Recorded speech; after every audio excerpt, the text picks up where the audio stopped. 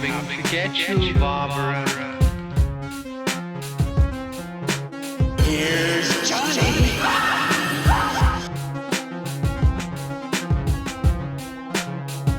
Like scary. Hello, everybody, and welcome to Scared Speechless, the podcast where two adventurous grown men with buttons for eyes try and find the words to describe our favorite and least favorite horror films. I am your host, Jake, along with my co-host, Aaron. We've grown up so fast. From the time the last episode released to now, where We're literally boys to men. we... What a great day to be alive. Yeah, we skipped the whole puberty stage. Yeah, man. I just woke up one day and, my balls were to the floor. We weren't Teenage Mutant Ninja Turtles. We went straight to men. You know what's funny about the Teenage Mutant Ninja Turtles is up until the movie that just came out, Mutant Mayhem, never once were they actually portrayed as teenagers. It's like teenagers, yeah. For real.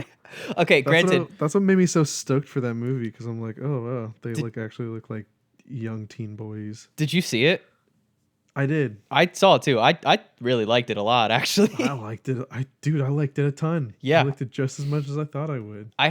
It's cool because it's in the style of Spider-Verse, but it's Right. It's definitely not as good as Definitely, Spider-Verse. yeah, it's a little different. But it's still very good, and I don't know. It's one that I feel like if you want to take your kids to see, you as an adult can also just kick back and enjoy it and have a good time.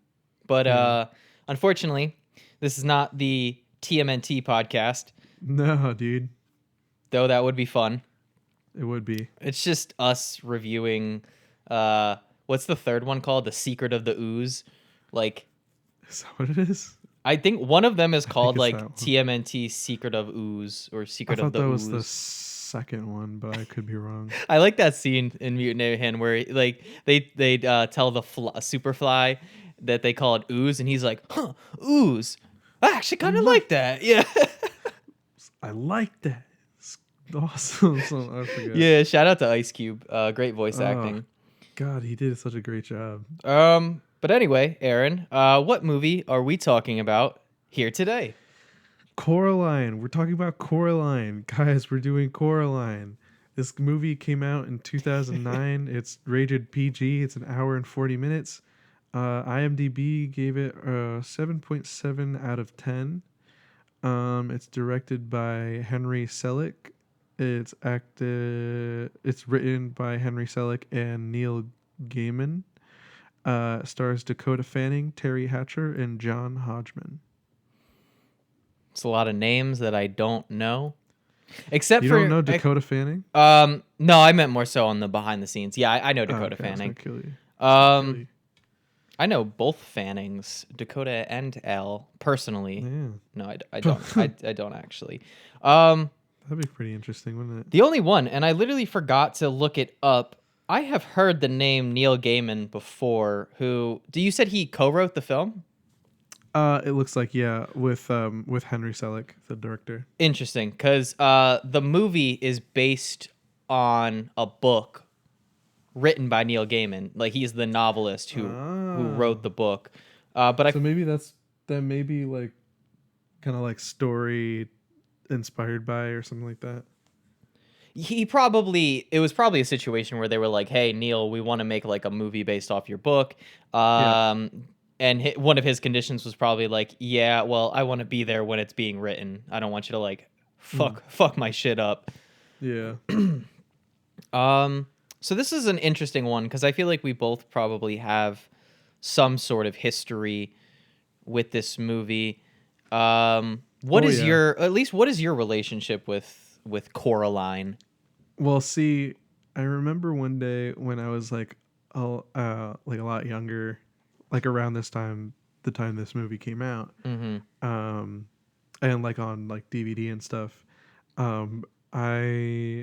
my family wanted to have a little movie night, so we went to the Redbox when it was inside of Giant, and Shout out Redbox. Yeah, shout out Redbox. But we saw a movie, all the lists of movies that they had, and we were like, oh, like everybody was talking about this movie, so we picked it out. Um, Watched it and was really scarred because we didn't really know much about the movie before going into it, and it was just terrifying. Mm-hmm.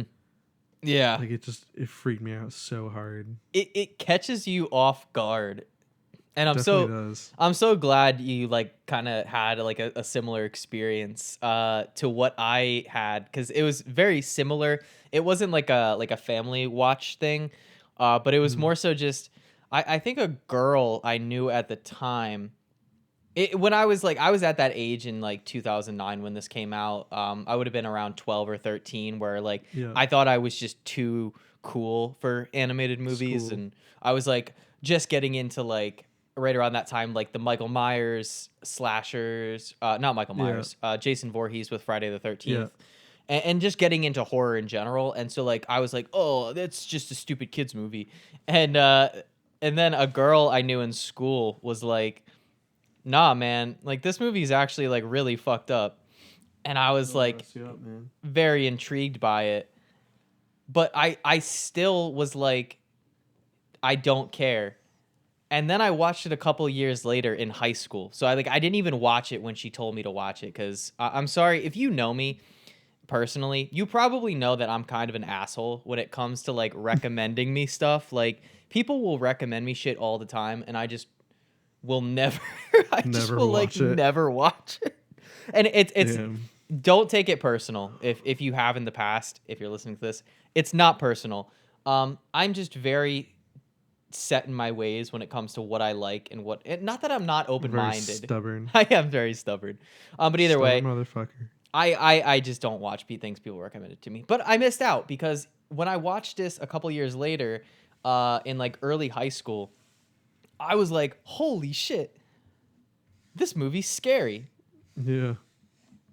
Then didn't touch it in what's probably now, approaching on like 10 years, haven't seen this movie. Damn. And I would just like to say, and I know this is going to spark anger in Aaron, but this movie is so much better than Monster House. It's just not even like it. Okay, and I thought about this while I was watching the movie, and I'm like, obviously, one movie is generally better than Monster House, but I think it's all about what you're looking for in like a movie like this, because this has so much whimsy and so much adventure, and I feel like the like there it's such a like a heavier story, like shit just keeps piling on and on and on. But like as for them, it's very much just, this is a haunted ass house. It's literally a ghost of a person. And it's like it's very quirky. Like if you don't want your story to get that deep, then I think Monster House is definitely the one for you. In terms of like comedy, Monster House, for me, in terms of comedy and rewatchability factor, is just fucking. It's so much better than Coraline in that sense. For me, anyway. Sorry, guys, for the technical difficulties. It was my fault. No, it wasn't. I accidentally dropped my entire computer. I actually got pissed off and chucked my recorder out the fucking window. I said goodbye. Yeah, sorry guys for that. My recorder was being a dick. I forgot where we were, but I was talking about the colors, man. yes, the colors.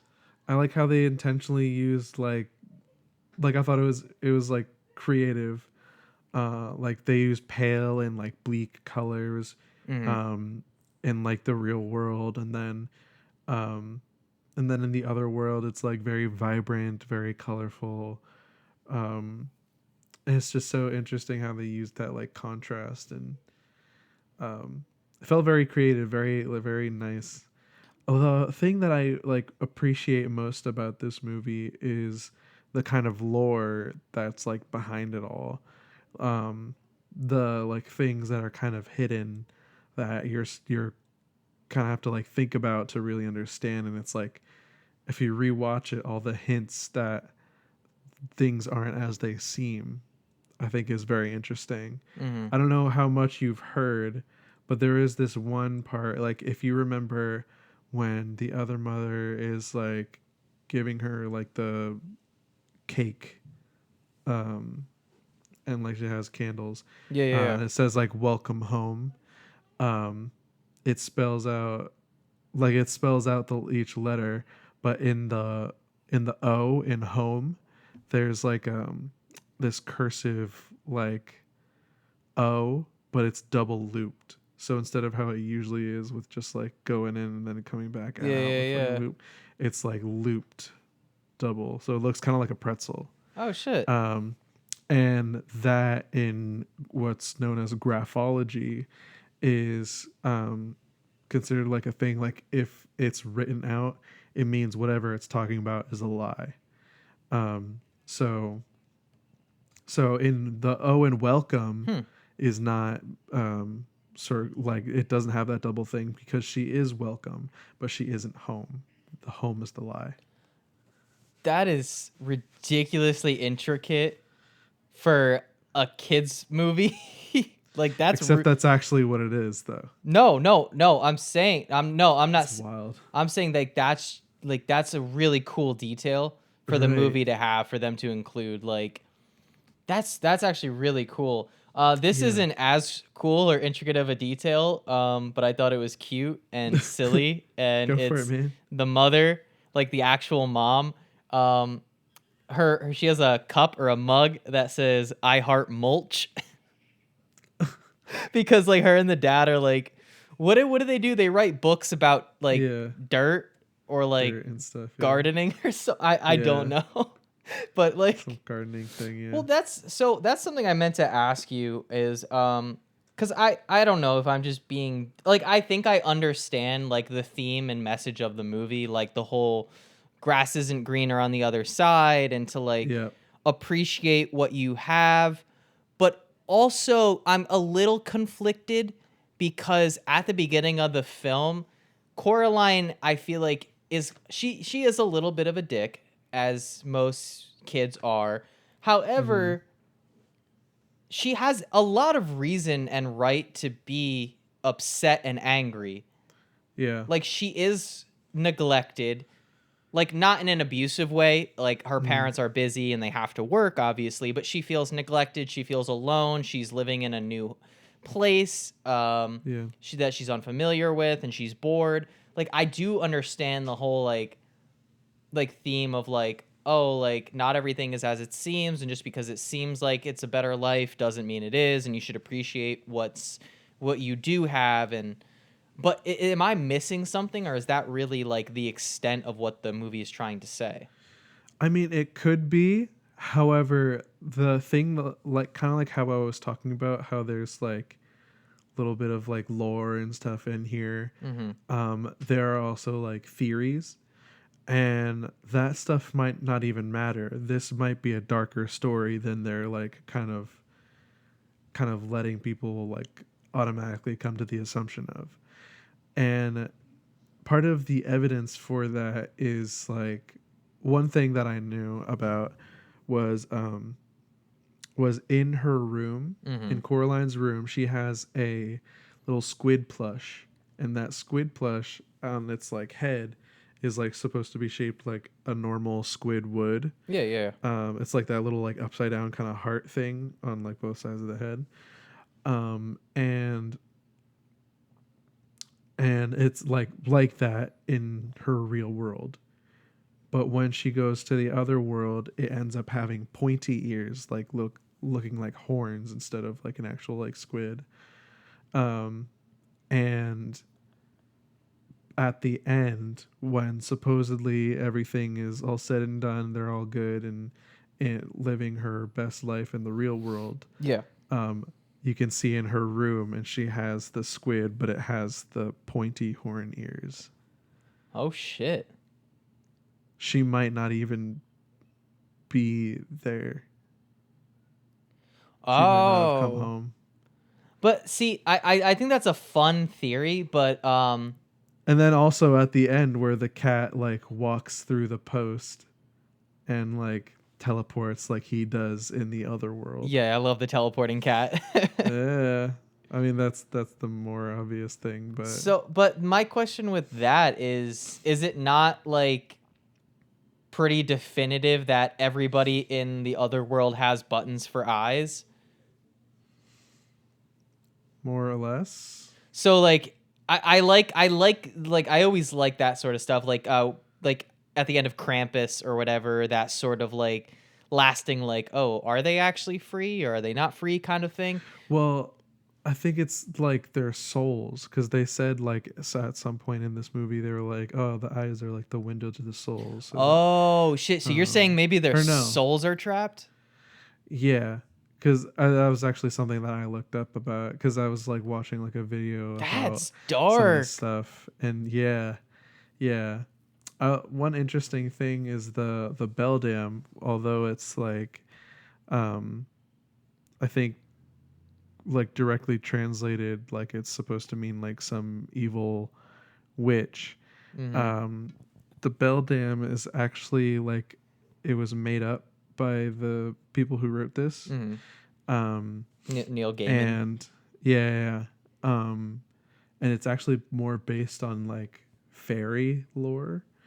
But it came from like this other like story um, where like it was like somebody was like this like kind of siren creature person thing was um like seducing a man to Oh. like get him and then like kill him and Homer's all this Odyssey. shit.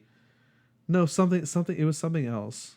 Isn't that what happens in Homer's Odyssey? Is like Maybe something like that. But sirens it like was a sing little them? different than what I explained, because I think I explained it wrong. But No, I think I get what you're saying.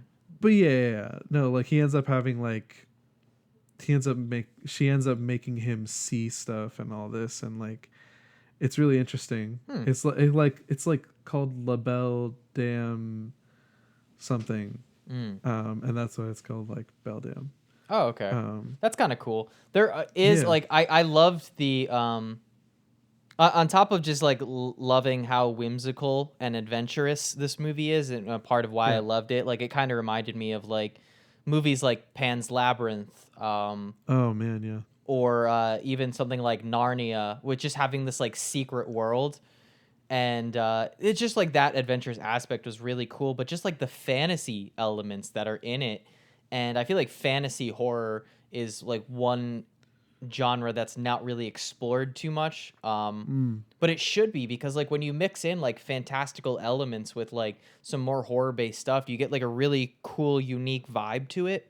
And Yeah. Coraline is just like oozing with that like vibe on top of its own, just like very definitive style. Yeah. But one thing I wanted to mention is I loved the it's such a minor thing, but it just goes back to like appreciating like the filmmaking, like because it's Yeah. something that like you don't see in like animated movies per se. But there's like a really great match cut early on in the film, like in the first third, where Coraline like is standing up and she goes to fall down like in like a joking way, and then it like match cuts to her falling into her bed.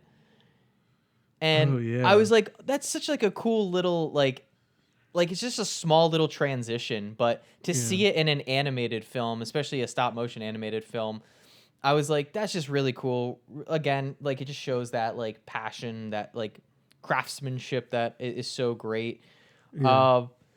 I want to talk about probably one of the funniest and saddest character names in the Okay. history of movies. Okay. The character of Wyburn, which is like his nickname is Wybe, which stands Wybe. for Why Born, which Yeah. is just like the saddest name ever. And Yeah, he wasn't. So, like we said, it was based off of a book. His character wasn't in the book. yeah, I did read that up. Yeah. It was supposedly just so Coraline wouldn't just talk to herself the entire time, and have like a friend that would be like her age. Yeah, which makes sense, and I like his character.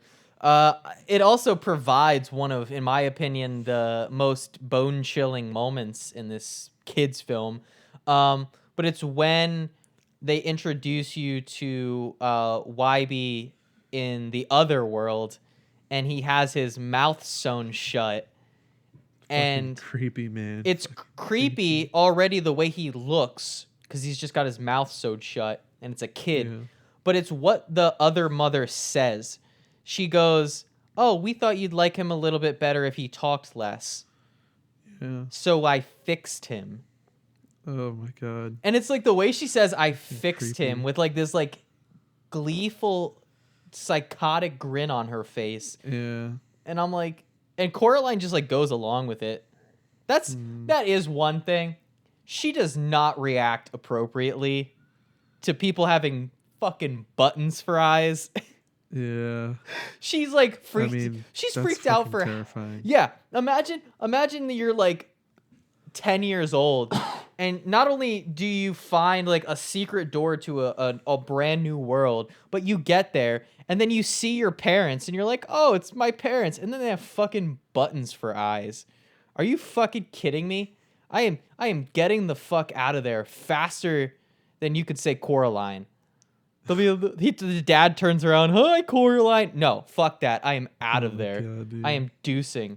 I also thought it was really funny when they're feeding her dinner. It's this like lavish Yeah. feast with like this beautiful big chicken that's like roast chicken and all this Yeah. food and shit. And she's like, "Is there any gravy?" And then there's an actual gravy train. Yeah, she's like, oh, the gravy train's right here. I- Fucking idiot. I thought that I laughed way too hard at the actual gravy train than I should have. That's Oh, appropriate. I also wrote. Sorry, this is an not safe for work comment. One of the ladies, the older ladies who used to be like burlesque dancers or whatever, Yeah. in the real world, has some of the biggest animated titties. I Bro. knew at some point we would get to this. She has the biggest animated titties that I have ever seen in a craziest. cartoon. Craziest thing, man. Like, Okay, well, it's a kids not much movie. I can do about it. No. I mean, shit. I'm not complaining. I just thought that I would mention that those are some of the biggest tits I'd ever seen in an animated film. Yeah. I mean, It's there's fair. there's not a ton more that I have to say about this movie. I just thought overall, it's just so. Going back to my earlier point, and like I was only semi joking when I said that I thought this was like way better than Monster House.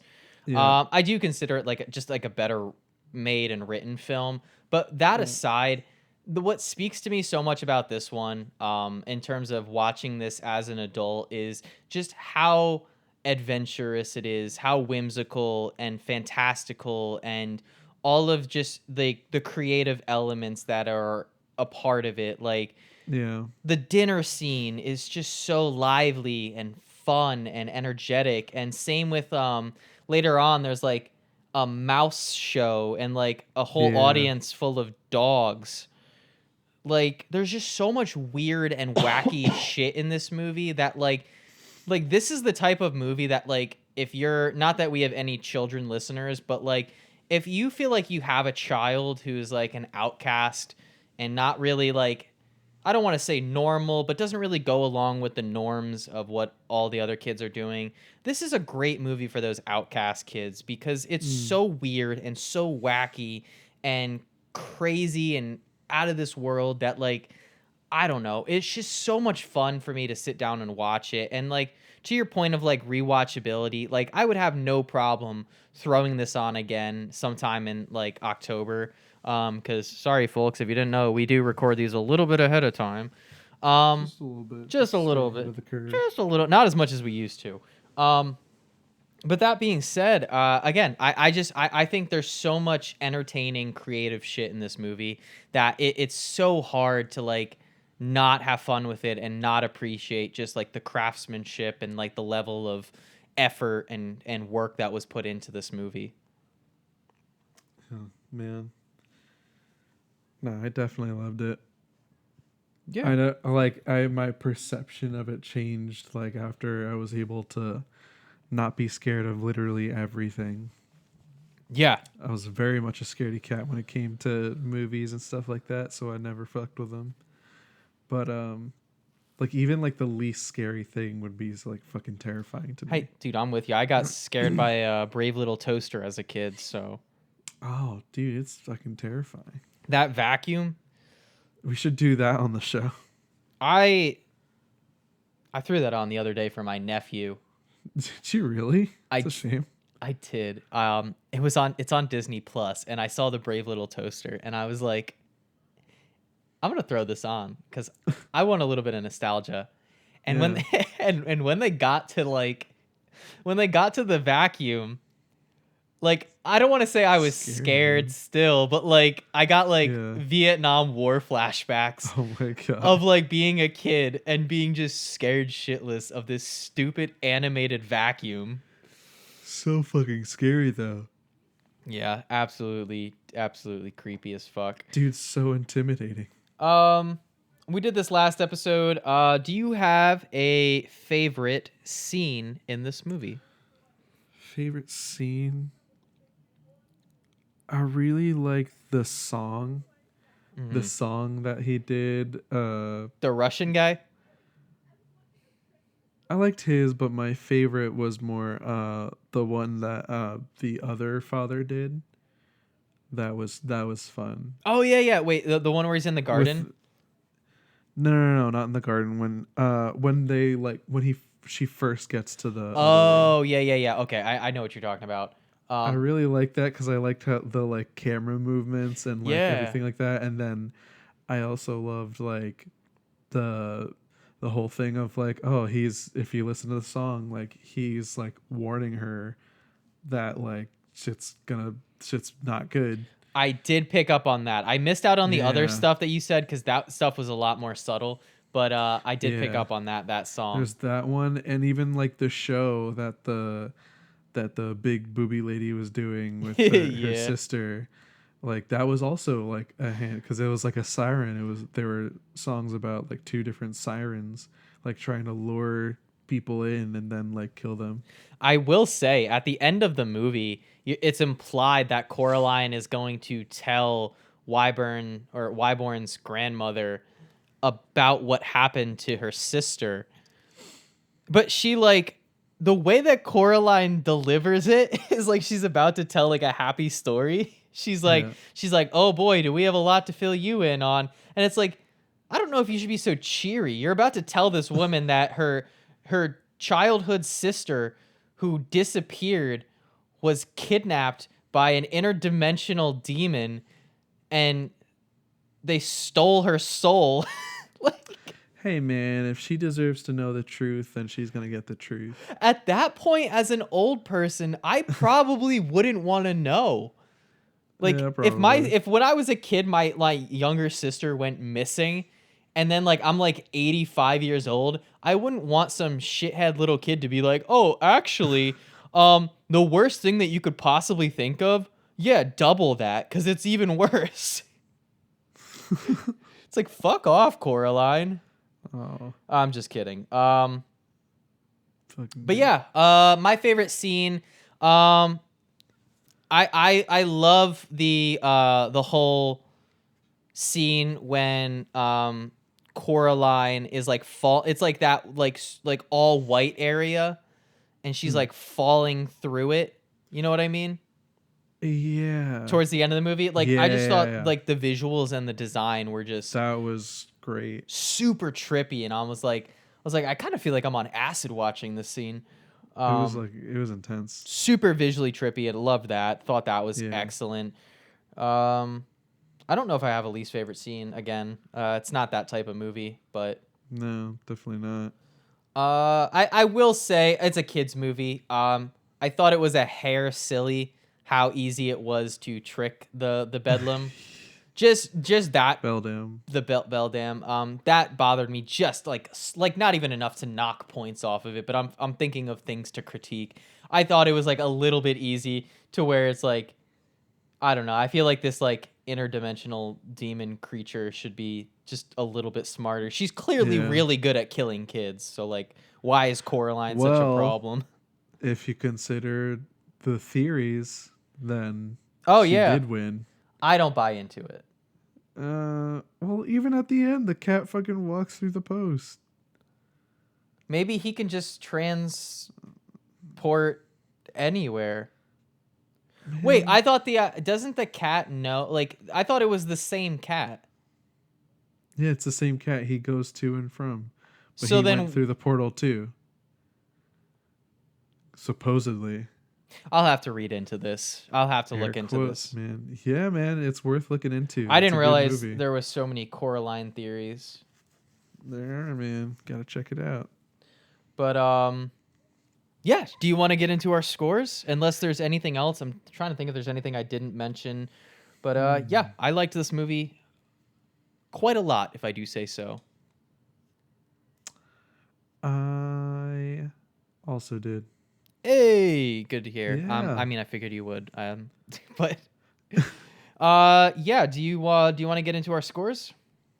I think so. Pretty sure. Okay. Thinking about it. I kind of knew what I was gonna give this movie when I kind of finished watching it. Damn, really?